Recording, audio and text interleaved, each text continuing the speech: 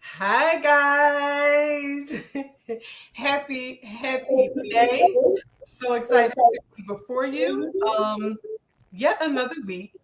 I don't know if you've noticed, for any of you who see us going live now, you never know what we're going to do, when we're going to do it. It's still Impact Podcast Day. However, we are coming on, checking in with you, checking in with one another. And we're going to start now. We're not even going to wait until our scheduled time, because sometimes conversations are so timely that they needed to happen now. So here we go. Here we go. Here we go. Here we go. Today's conversation, right? So I called it me versus me, and this is why. Um, and we've had some of these conversations, and I've been having this conversation with myself as well as with others around this space of learning myself. Like I feel like I'm relearning who I am, and so what best serves me, what no longer serves me, who am I, um, what's best for me. And I don't know if you've seen, years ago, Lauren Hill came out with, she had like the live recording. Did you see that years ago? Mm-mm. Mm-mm. It was really, really powerful, because I've always loved Lauren Hill, but I think this was during the time she hadn't made music in a while, and it was live and it was raw. And she said I'm something gonna have to go to YouTube and find it. so good. Oh, Okay. it's so good. So Okay. she said, I'm coming before you, and I'm no longer like the Lauren Hill you used to know. I had to reintroduce myself to my parents. I had to reintroduce myself to me. And that always resonated with me, because, right, I'm 43, and I am not the same person I was when I was 20, when I was 30. I am not the same person I was from last year. And what I am doing is I keep taking these moments to kind of, I think I'm gifting myself with the time to, we talk about pausing, the time to pause and really like assess, right? We have this podcast where we ask questions and we have conversations. And I don't think that we do that enough with ourselves, to gift ourselves the moment to say, you know what? Do I really like, do I still like that? Like, is it okay to treat me that way? And interestingly, I'm more so thinking about me, like me treating me that way. Like, sis, it's you. Like, what? Who told you had to do that? I'm so excited about this conversation. I'm so excited about this conversation, y'all. I'm so excited because I've been doing the self-love challenge, right? Yes. And so what you're saying is all about how you treat you, the Yeah. relationship that you have with yourself.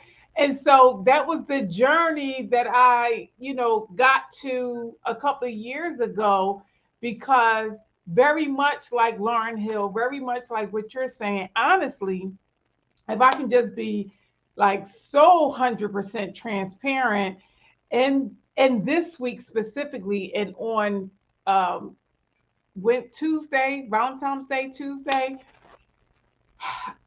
it was such a moment. It was such a moment. It took me back to 5 years ago, when in the mail I received my divorce decree. And I'm like, I can breathe. Hmm. And so I began to celebrate this Tuesday 5 years of Wow. thriving, 5 years of surviving, 5 years of showing up and doing the thing, even when I didn't know quite how, or how things was going to turn out, or how to go from being married with children to now single, raising these boys, to being in partnership to now being solo. right? And so I had to absolutely rediscover who I was, because who I had been was connected and attached to who I was as a wife. And then I was no longer a wife, but I was married for so long. It took me a long time not to operate like a wife. So much so that my male friends would say to me all the time, they would say two things to me all the time: you act like a mother hen, or you act like you're still married. Oh, wow. Right. So I didn't understand what that looked like based on their perspective and their viewpoint. I just knew that it didn't feel good that my male friends felt like I was mothering them. Oh, got you. Okay. Wow. Okay.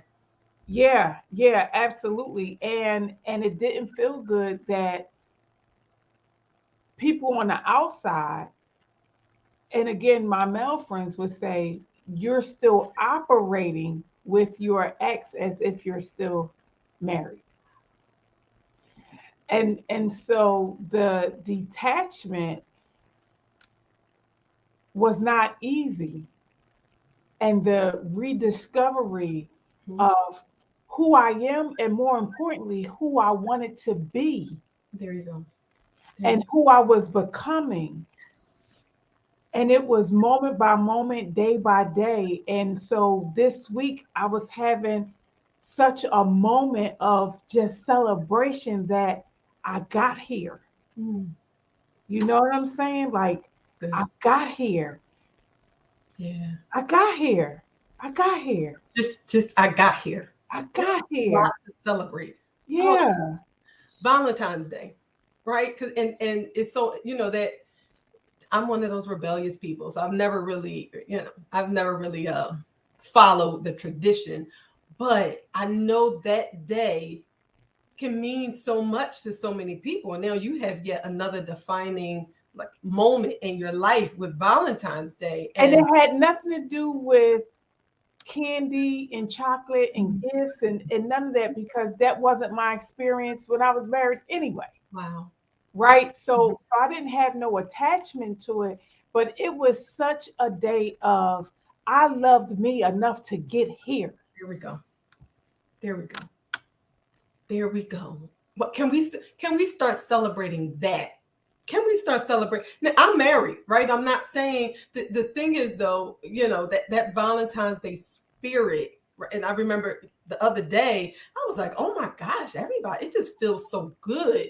I have no idea if it had anything to do with Valentine's Day or not. I'm talking about in the program, like I'm the kids, everybody. It felt really, really good. And I just we deserve that like every day personally. And I think I posted something like, hug yourself today. You deserve that. It's this space of, okay, you said celebrating. And we've spoken about that before. And I still at times get flustered when it's like, how what are you celebrating for this week? Right. Still, right. I've gotten better, but it's still like, oh my gosh,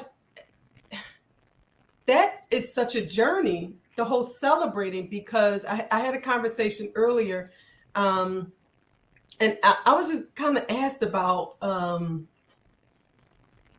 was asked, how did I celebrate?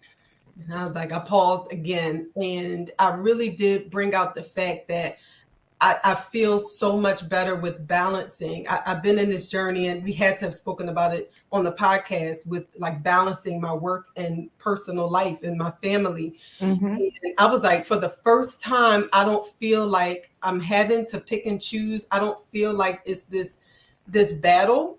I feel like it's so natural now. What I came to realize, the reason that is because I'm being so much kinder to myself. I am no longer living like this rigid life where it's like, no, no, it has to be this way. It has to be perfect. I said I was going to do this. But all of this is what I put on me.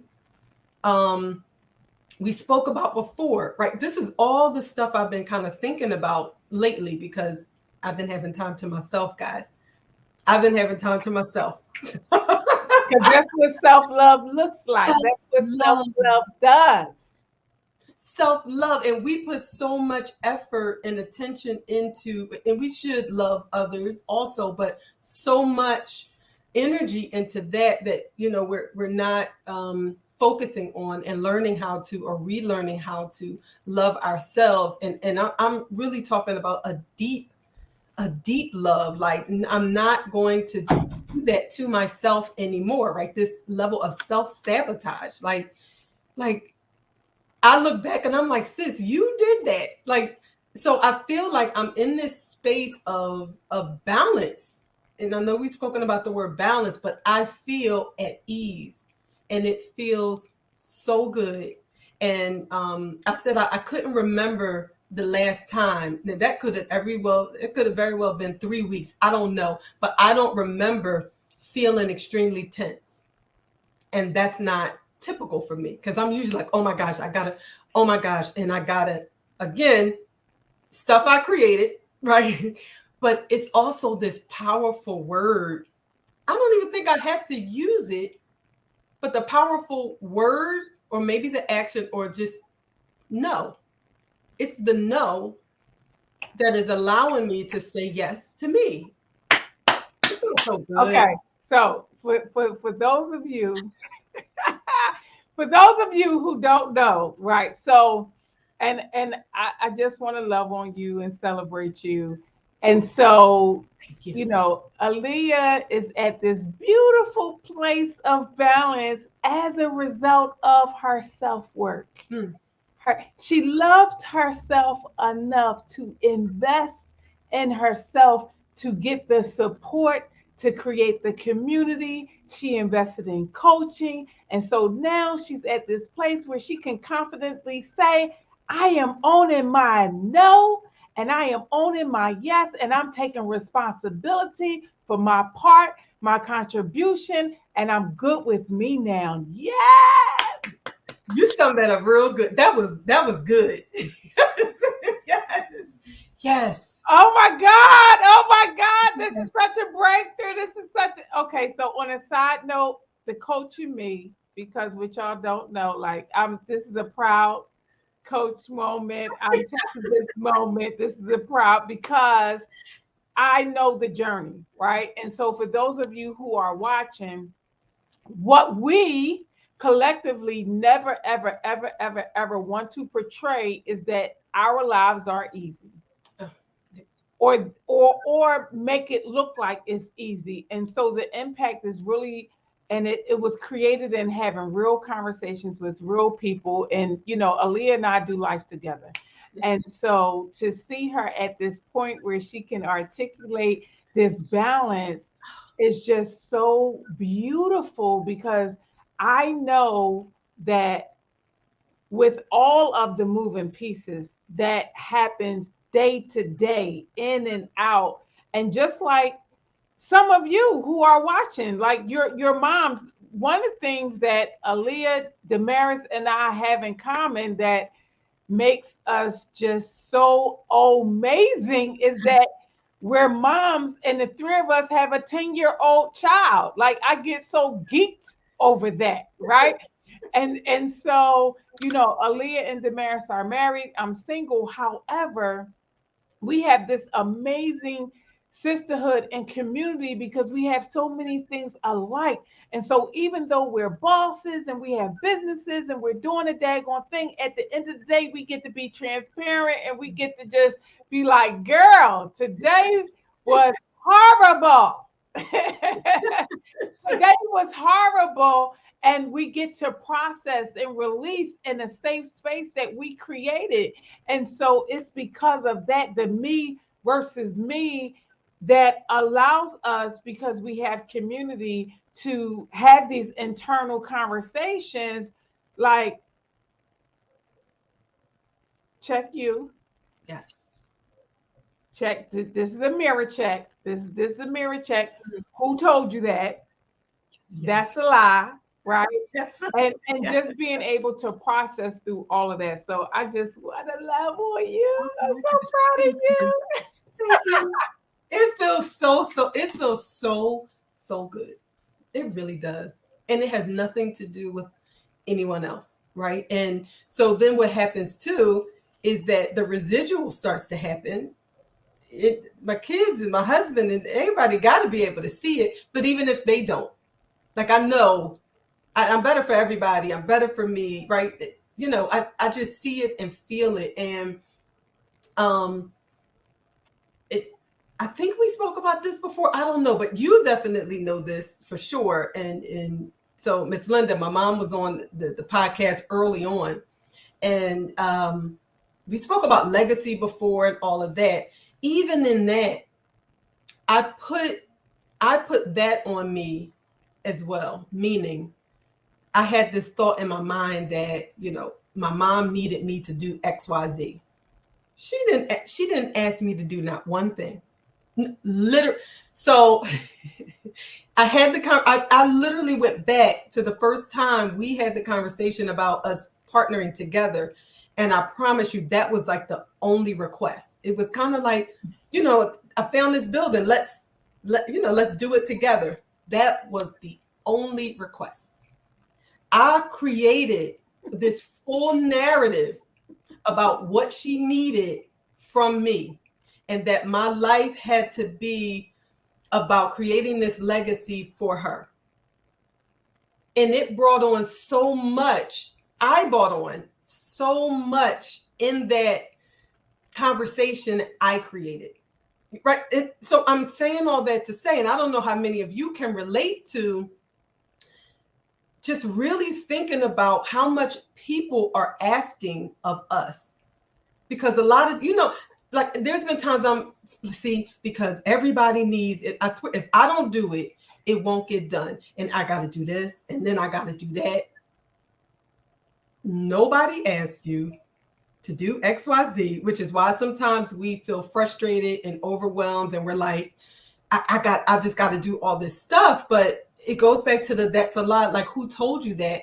And we got to check this internal chatter that we've created, that's what I mean by like the self-sabotage and the stuff that we're creating for ourselves. Because even in that, it's been 15 years. And I just thought back to that moment where that was really the request. And so I had done what she asked me to do years ago. The request was done. It was done. And then it's kind of like, no, but then, I got to make sure she's good, and I have to make she's good. She's good, right? So when we can really sit back and be honest with ourselves. But first we got to take that pause and really like sit in. And I don't know about you guys, because that can be uncomfortable sometimes, right? Sitting in it can be uncomfortable, but when you do, I swear. I am loving. Oh my God. Y'all have no idea. I'm Leah, I'm in a whole nother space listening to you, watching you. I'm like cheerleading for you, like, let's go, let's go, let's go. Let's go. Oh my goodness. So the self-sabotage is real. Right? The self-sabotage is real. The inner critic is real. Oh my goodness. And so what happens is that when we're not intentional, and when we are unaware, and when we don't have community where somebody can check us, like that right there is so important, to have people, or at least one person in your life, to say, girl, what is you doing? Who told you that? And why do you think that you need to do that? Like, who put you in charge of that? And so, it's out of those conversations, and all of the conversations. And this is why accountability is important. This is why accountability really is important, because when we are left to ourselves, I know for a fact, so much so that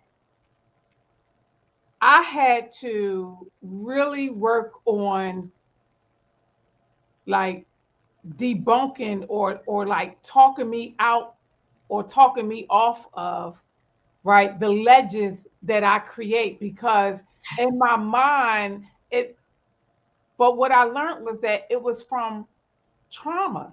So because of historic trauma, past trauma, I was painting everybody with the same brush.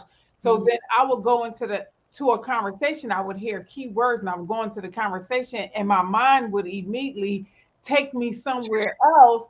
And I would create this whole narrative in this story and it wasn't true. But this story created emotions and this story created feelings. And then by the time I calmed down enough to have a courageous conversation with the person, they looking at me like, what is wrong with you? Like, girl, you is crazy. Nobody was even on nothing like that. Like, where did you get that from? And it's just like, Lord, I got to do better. Yes. But I remember not having the skills and the tools to get me from 100. I just knew that I didn't like getting to 100. So I was like, I want to be at 0 all the time. So please don't take me off of 0 because I don't know how to get from 100 back down. Wow. That's good. Keep me at 0. Because I don't have the tools or the resources to navigate anything else. So when we talk about this me versus me, for me, it was being open to feedback, being open to people who could see my blind spots and who I knew didn't have an agenda. But even in that, it took time to build those relationships for me to trust them enough to hear them and allow them to speak into me. And a lot of times because of past relationships or trauma or hurt or whatever, we're like, can't nobody say nothing, can't nobody tell me nothing. And we just have this mask on, or we have this exterior, uniform on, this armor. Yes. We have on, Brene Brown talks about the armor, right? We have on this armor that really protects us. It's self-preservation. And so what happens is when we are unaware and we operate from self-preservation, we then go into attack mode easily. We walk in offense, our feelings is hurt. And we're always, some of us anyway, most of us, I'll talk about me, because I used to be like, I wish you would.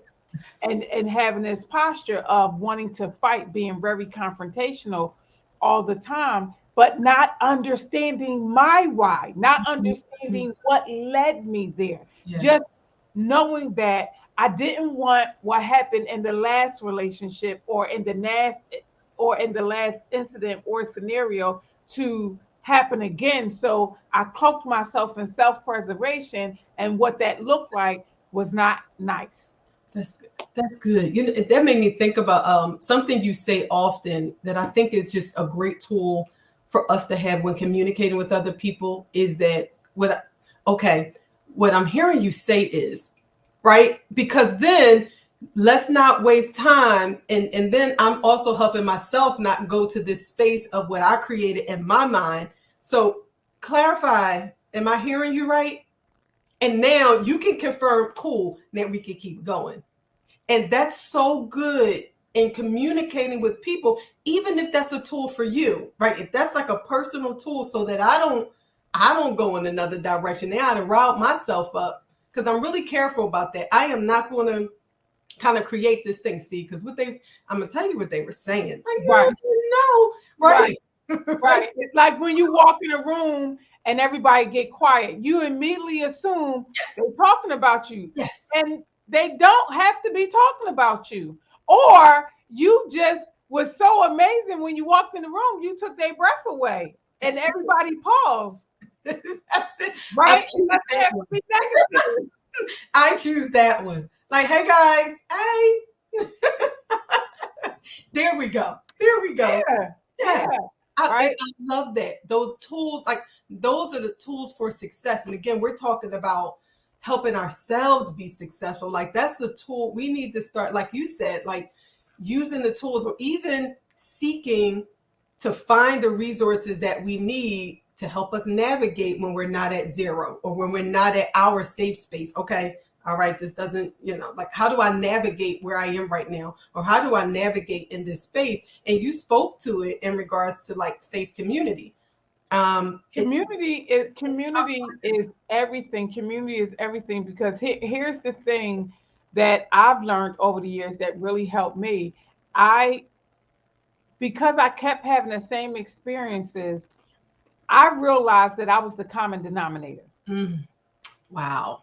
right? Because it was the same behavior dressed in different clothes, different body. So as the behaviors continue to repeat, even though the body looked different, I'm the common denominator. Wow. So I started asking me questions differently, right? What here was the game changing question that I started asking me, and I took to God in prayer. Mm. What is it in me that keeps attracting this behavior? Now, that's a little heavy, right? Now, that's a little heavy for people. Let's talk about that. Let's talk about that. Because you have to really you have to be ready. You have to be ready. I don't know if everybody's ready for that space, but let's get them ready. That's good. What what is it about me that is attracting these same people, the same conversations, the same issue? That's good. Because it's not always everybody else. It's not. It's not. And what happens is, and this is so good, especially from the perspective of managing people. Oh, Especially from the perspective of managing people, you find the same person always in stuff. You yes. find the same person, like wherever they go, this stuff follows them. It's them. Yes. It's them. But because of their trauma, Mhm. There you go. because of their past relationships, they don't like they're blind to what they're attracting and what they're creating. Yes. So I was blind to what I was attracting and what I was creating. But there was something on the inside of me because it was so painful. Like it got to a point where I was just like, I girl, what is wrong with you? Right? Yes. So I'm like, okay. Tired. Just tired. Beyond. Like I got to the point where I was beyond my beyond. Okay. And I'm literally like, okay, you say you want something different, but this keeps showing up. You say you want something different. And this isn't a male conversation. This is a male and female conversation. I'm talking about behaviors. I'm talking about how people approach me, the conversations, the relationships, regardless of whether they were male or female. And this is how I knew that it was me because it didn't matter whether it was male or female. That's huge. I'm like, okay, all That's right. huge. How do I? So this is what the answer. So when I asked myself that question, when I took that question to God in prayer, what I realized was that I needed to work on my communication. Okay. There we go. What I realized is that there was a yearning on the inside of me for community. And so, because I wanted community so bad, whenever it looked like there was a glimmer of hope that somebody might be honest and true, I would latch on and make them immediately, oh, this is my brother, this is my sister. But that was not what that was. But because that was what I wanted, they preyed, PREYED, on my vulnerability and my kindness. Wow. So I was like, okay, I need to check where that void is coming from and figure out another way to fill it. There we go. Yep. So it was a lot of self work, self reflection. And then I was like, you know what? Let me focus on being a better listener Mhm. so that I can become a better communicator. And so that's why I started saying, okay, let me be clear. So what I heard you say or what I hear you saying, because that helped me stop making assumptions and creating relationships that were seasonal and I was trying to make them permanent, or creating a scenario that was supposed to be just one and done, or you know what I'm saying? Like everybody isn't going to be a lifer. Nope. Nope. Everybody isn't going to be a lifer. Everybody isn't going to be a rider. Some people are seasonal. And it took me a long time to embrace that everybody is not a permanent fixture. Everybody's not a stump. Yep. There are many people that are leaves. Yes. And they wither away as the seasons change. And it is okay. And it's okay. That part. And it's okay. And it's okay. That's good. That's good. And so many things you said, including like the trauma and being able to identify the void. Like those are huge, because sometimes if we don't tap into that, or if we don't get to the root of it, like you said, that's when we I heard this terminology and I was like, oh my gosh, that's good. Basically a stringless kite.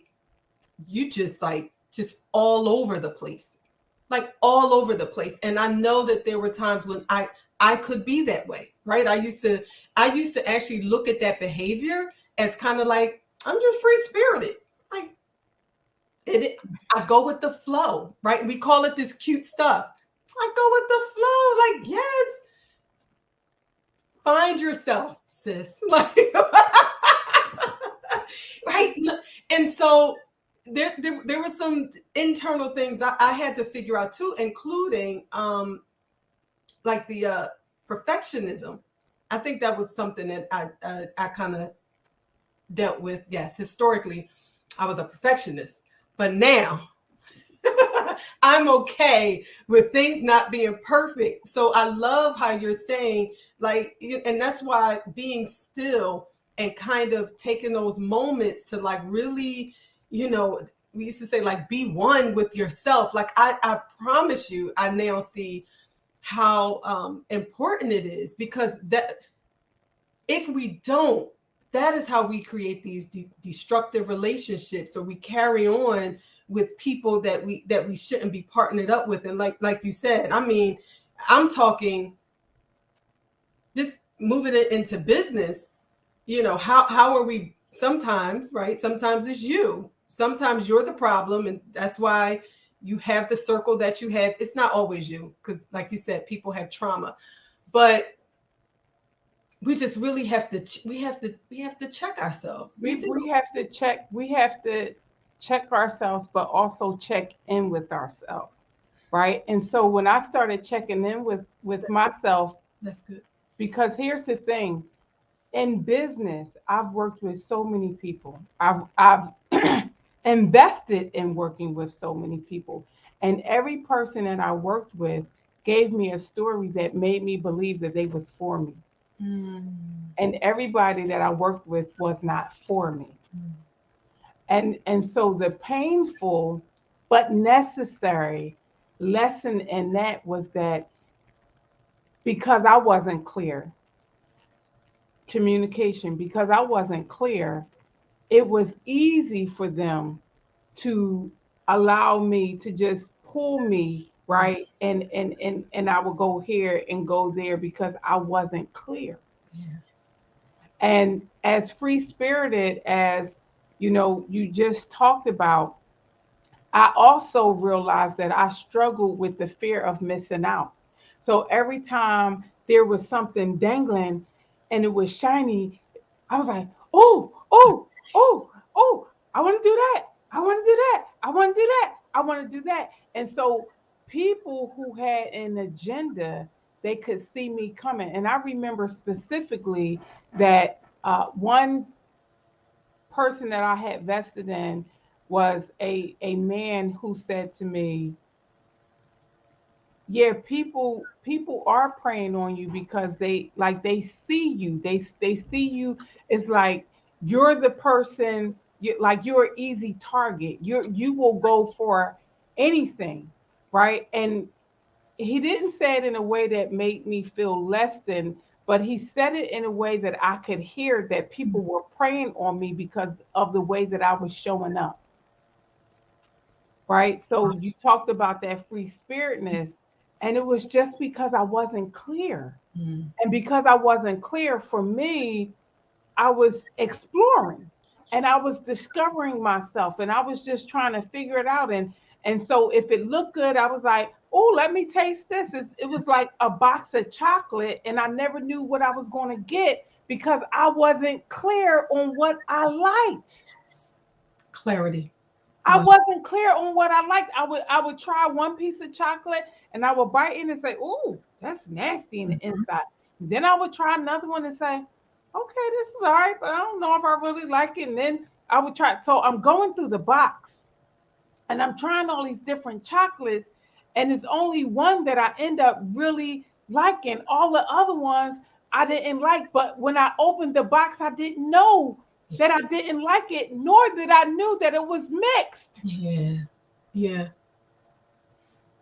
Right? So what Brene Brown talks about is this conversation of shame, and how I got to the self-love journey is that I realized, and this was another man. You know what? I've had some really, interestingly enough, I've had some really great men, coaches, and mentors who could see my blind spots. Okay. And this one guy specifically was like, you don't get from this day forward, from this day forward. And I use it because it just changed me on the inside, Leah. He said, you don't get to be the judge and the jury in your life.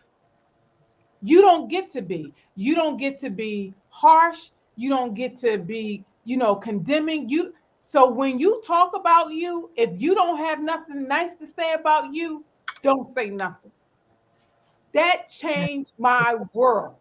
This was a couple of years ago. Changed my Mm. world.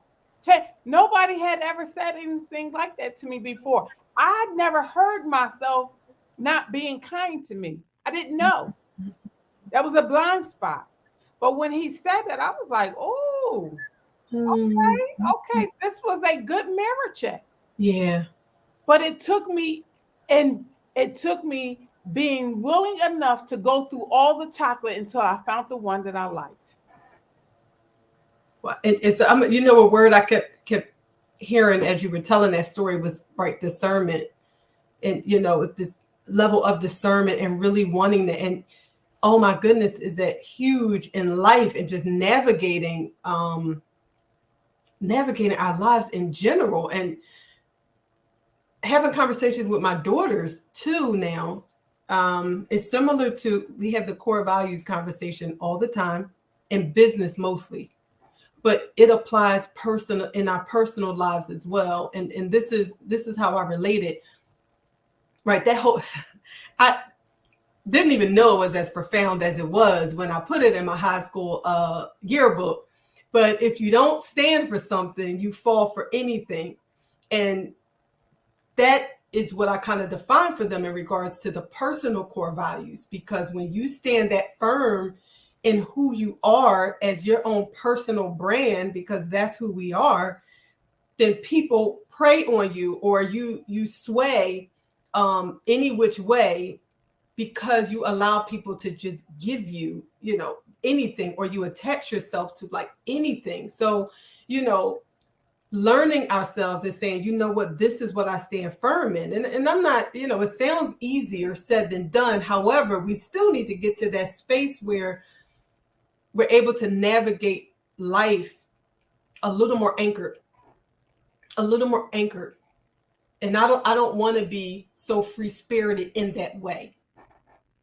I don't want to be rigid, because that's what kind of, that's a lot. That was a lot on me.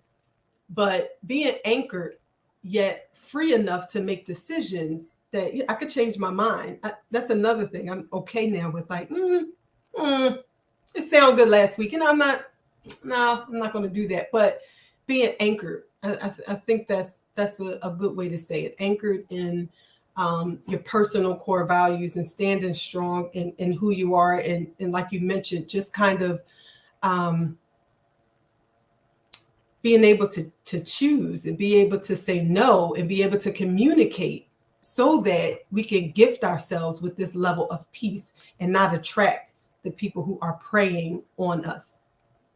And here's what is so good about this conversation that we're having, and I'm just loving it because even as we're having it, I realized to the point that you made earlier, like I'm not who I was last year.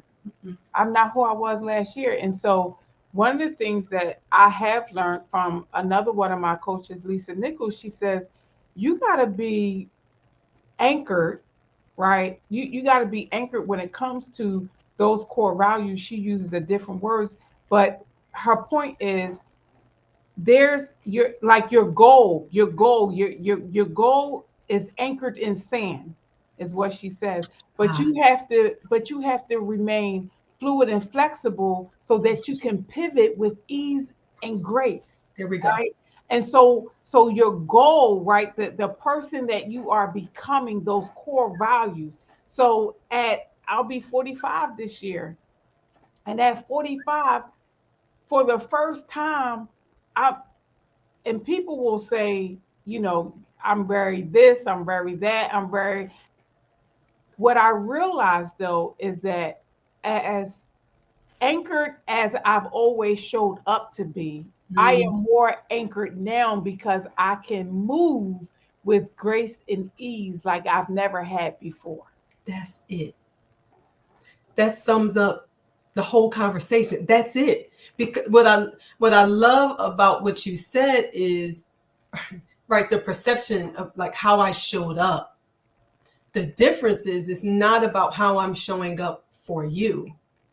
It's like, no, this is really where I am. Now you could choose to look at it however you're going to look at it, but I'm anchored and I'm at peace with that and I feel good. And that's really how I started this out. Is like it feels good to be in this place.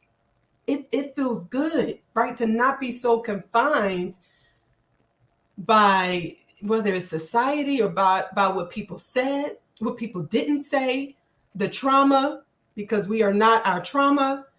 Oh my gosh, it's just so much evolution. It's the evolution. I'm excited about the evolution. That's what it is. And it's the evolution, and it's also us giving ourselves permission to evolve. There we go. That's it. Right?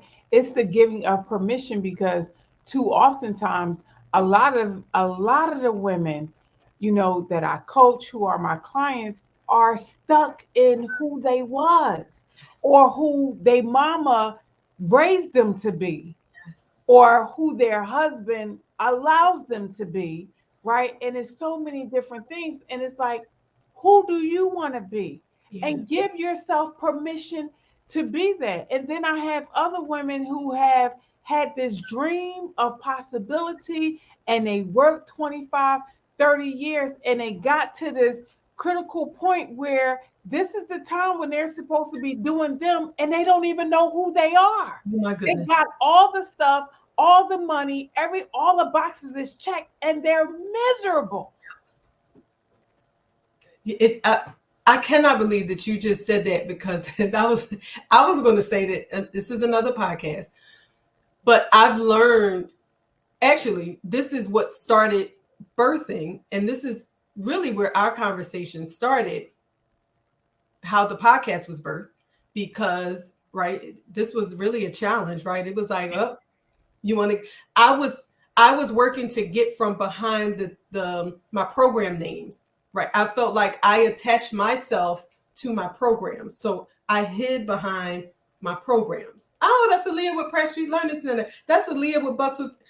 It was like synonymous, but I wanted to become my own brand, my own personal brand, but I wasn't sure how to do that. I didn't know what I wanted. I I wanted stuff, but I didn't know what I wanted, how to get there. And I think a lot of times, I'm sure in many industries, but especially early childhood education, because we pour so much of ourselves into this work that we love and we're so passionate about, that's where like everything goes. It's like, so much so that, I don't know about you guys, but there were times I would get home and I'm like, I ain't got it. Like I need a minute, or you're frustrated from the day because you've given everything that you had there. But I think it's time for us to separate the two so that we can be able to define ourselves and who we are. And this is me, and I stand firm in that. but that's my business. That's my business name, but here I am. So that we can start to be seen as business owners, as women, as I don't even want to go into the titles thing, because that's what it made me think about when you said you really were relearning yourself after the divorce, because I think we do get stuck with the titles. Like, no, I'm Isis's mom. I'm right. Exactly. Exactly. Right. So Who are you? that place? That's right. Yes, That's exactly. right. That's right. If you gave yourself permission to really explore what was possible, who would you be and what could you do? There we go. Guys, that's the next podcast episode right there. Take note. That's so exactly. That's good. That's good. And I don't know if I would have been ready. I wouldn't have been ready to have that conversation. I wouldn't have known what to say last year. It was beginning to be self-discovery. So it's been a journey, beautiful, beautiful journey, including the moments we may consider losses, failures, whatever. They were so defining. They were like defining moments that really helped to shape who I am today, which is why even those, I think we need to find celebration even in those moments, because without them, we wouldn't have been able to get to the other side and even become more resilient or become more wise or become more experienced. Because a lot of times those are the stories I'm able to tell, is how I got to the other side of that situation. Yeah. And I think the same, we've had conversation and it's like, wow, I now can see. I think now I definitely understand you better, because I'm like, that's why, right? It's like, oh my gosh. Clearly, right? The experience was so defining, but oh my gosh, look who it has created. Yeah. And it's so amazing. I'm listening to you and I'm laughing, I'm cracking up, because I remember specifically us having this conversation, and I don't know if it was it may have been at one of the retreats, I'm not sure, but just recognizing that I used to be this person that wore suits all the time, and you was like, I'll never forget it. You was like, you just always was so serious, right? Yes. Right? You just always was so serious, and so I am not that person anymore. While I am still very much about my business, I have so much joy. I laugh so much more. I'm so much more playful because I can be. I don't have the weight. Funny, guys. Please do not get it twisted. She is fun, okay? And laughs often.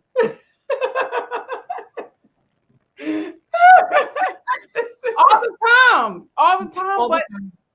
But it wasn't always like that. Wow. It wasn't always like that. I didn't always have a reason to laugh. I didn't always give myself permission to laugh. I didn't give myself permission to take the cape off and the mask off. There were years that I was cloaked, right? With that's another part. I ain't even. You see where it was going? It was going into another one. It's like a series. It's like a series. Oh my gosh. Listen. I know that this was for somebody tonight. Somebody needed to hear us have this courageous conversation on tonight, because what we were talking about the other day is that people too oftentimes only see us based on the hat that we wear. Yes. They don't see that we're human. They don't see that we bleed the same blood. They don't see that when we come outside of the title of boss and business owner and coach and mentor and all that kind of stuff, that meanwhile back at the ranch, real life is going on at home with our children, with our loved ones. But people only see us, and when they see us, they want us to be on all the time. And there's so much pressure that comes with that. And people put us on these pedestals. And I remember feeling like I got to get off this pedestal because it's too much. Yeah. It's too much. Yes. But I allowed people to put me there. I allowed that. Exactly. Not anymore. Those days is over. I'm real. I cry. I bleed. I laugh. I'm a person. You're going to see me in all of my layers because there are many. I know I'm an onion. I know it. This is self-love. This is self-love. Even realizing, right? A lot of what you said, just coming to that place of realization and being okay with it. Self-love, because you're not beating yourself up. Absolutely not. Because here's the thing. This is the self-realization. And I posted this, and I've been posting it all week. And I'm gonna do a shameless plug here. Like, y'all really need to tap into my daily affirmations and all the little stuff, because I'm really about this self-love stuff. Like, it's so personal because of how long it took me to get here. And for me, and I don't know if this is true for you, Leah, but like, I wasn't raised learning how important it was. I wasn't raised, there was no examples of self-love. There was no examples of how to take care of me. Mm-hmm. There were plenty of examples of what you need to do to position yourself for somebody else to take care of you. Got you. But there was no examples of how I take care of me, mind, spirit, soul, and body. How do I make sure that my cup is full? How do I prevent from getting to that place of exhaustion and depletion? How do I own my no and own my yes? I wasn't taught that. Yeah. And so what this journey has taught me was to love me enough to be okay with not being okay. To love me enough to not to ever put the mask on if I don't want to. To love me enough to unapologetically and unconditionally show up for me however I want to, when I want to, regardless of what anybody says. Like, I love me enough to celebrate my small wins, and I love me enough to be corrected, to position myself in a community where somebody can shine a light and say, girl, you don't look too good, or you don't smell too good, or you don't whatever, and not be offended and feel like everybody is attacking me. I'm going to stop right there. I'm going to stop right there. I'm just saying, like, this stuff is because I'm living it now, right? I live and I breathe personal development and self-love, because it is the air that I breathe. It is the air that I breathe. It really is, because it's just like we allow the weight of the world to cause us to give everything away. And at the end of the day, we have nothing. And what it looks like is hypertension. What it looks like is because we become emotional eaters and we just eating and eating and eating, or we're spending, and we have no assets. There we go. That's it. And I'm going to tell you where where this is going, because I think what you mentioned is exactly what has been missing. And this is what we need to talk about. And this is what we need to work on. Everything is professional development all the time, right? So it's professional development. And then we've been talking about self-care, because I've been seeing the titles of trainings and stuff like that. It's like, okay, we're going to have like a self-care training. We have not been talking enough about personal development. That's where we're going, guys. Personal development. We don't talk about it enough, really, because if we're saying self-care, it's kind of, I don't want to say that it's temporary. That's not what I'm saying. But if we're not focusing enough on the personal development and digging deeper so that you can develop who you are and attach it to self-care activities, that's sustainable. Mm-hmm. We need to talk more about that. We do need to talk about that, because even with what we're seeing is superficial. That's exactly. Exactly. What we're seeing is so superficial, and all it's doing is checking a box based on funding. We go. There we go. I'm going to call it out. I'm going to call it out. It ain't real. It's not real. Yep. And it's to say we offered it, right? We spent the money Right. in this area, right? Self-care. But yeah, you ain't about it. You ain't about it. You ain't about it. Use it. Okay. You bring it in. Real conversations. Real people. I'm gonna bring it in. Real Because here's the thing. Here's the thing. And I'm gonna say this, and I'm gonna move on. And you know this. In order for self-care from a training professional development perspective, that means that the facilitator has to be vulnerable enough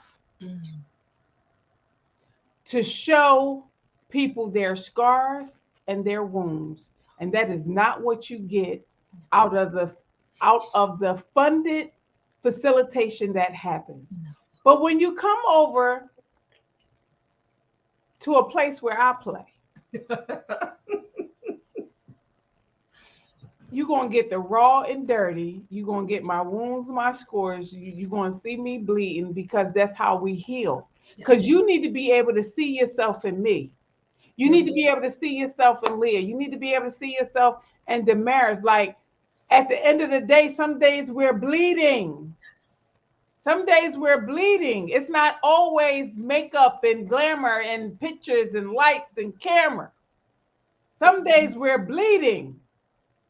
And so when you come on to any of our opportunities that the three of us offer, whether it is group coaching or one-on-one, or even in our leadership, I just want to take a moment and talk about even in our leadership fellowship, our 18-week. And I hope that you guys would really consider joining us in cohort 3, because for us, it's about leadership in action. And what does that look like when people are at your door and they're trying to shut you down, and they're trying to silence you, and they're trying to, sabotage the good that you're doing? Yes. What does that look like? What does it look like when you feel like you are surrounded by people who don't understand what quality looks like, or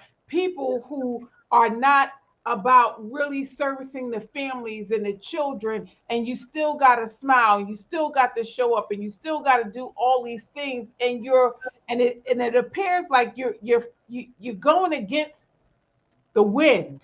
Yeah. That's the kind of stuff we have. Real conversations. It's not about the book or the curriculum. What does this look like in real life, in your program, in your situation, in your home? What does this look like? Those are the conversations that we have in our leadership fellowship program. And those are the conversations that we have when you invest in coaching with us. Like, I just got to bring it in, because we can get on here and we can have these wonderful conversations. And at the end of the day, y'all go back and y'all say, oh, that was a good conversation. But without accountability, there's going to be no change. No change. Yeah. And so I have become who I am becoming, and Aaliyah has become who she's becoming, because we love ourselves enough to realize that we can't be our savior. I'm done. That was a good one. I was like, wait. That's a good. I think I found the book too, because I wanted to. We're so out of the box that I don't know if you guys are familiar with Brene Brown, but Obiama added this in the curriculum. And when I say this is so much deeper than like ECE, right? And I think this book in itself, right? So Dare to Lead, Brene Brown, Brave Work, Tough Conversations, Whole Heart. So what we do is we go so much deeper than surface. And not that everything can be fixed in 18 weeks. However, the approach is so holistic, and it deals with you and your inner self and your personal behavior so that you can be a better leader, ultimately being a better person. That is the type of stuff we do. We are all about, we spoke about the different types of leaders, and definitely transformational leaders, right? If we're not going to be working on something that's transformational, I don't want any parts. That's like a waste of my time. I want transformation. We don't know the day nor the hour that we have left, and I don't really have time to waste. So I'm just saying, we've mentioned it many times. If you like to play with us in the sandbox, we are here. We are here. And this platform really is, really to have these real conversations. That's what it was all about, right? Real conversations, real people. And we want to be able to connect with you. So the stuff that we put together and we create is because we feel like it is not available. So we create the table. That's it. That is who we are. The Impact Podcast. The Impact Podcast. That's it. Thank you so much. Thank you so much. This was so good. So good. Again, like Obiama said, I know it connected with someone. And again, even if it's about the one, we were happy to connect with you. For anyone who's watching the replay, share a comment. We will have more. Thank you for joining us. Thank you, Obiama. This was so good. If I could hug you right now, I would. This was awesome. This fed my soul, right? Yeah. And those are the kind of feelings that you should have in your communities when you're connecting with people. I'm just saying. Yeah. Thank you again. Absolutely. So listen, you guys, we definitely, we're here the first and third Thursday of each month. It's usually 7:00, but today we just was like, let's do it now. Flexibility, fluidity, it's important, right? And so we want to hear from you as early in the year, or if there are specific topics that you like, I want them to talk about this. And it could be anything, because we're very open, knowledgeable, and we're doing real life. And so there's no topic that is taboo. So if there is something that you want us to discuss and explore, or you may want to be a guest on the podcast on the Impact, we would love to have you. Come play with us. Come join us. There we go. Awesome. Until next time, guys. We'll see you soon. Thank you.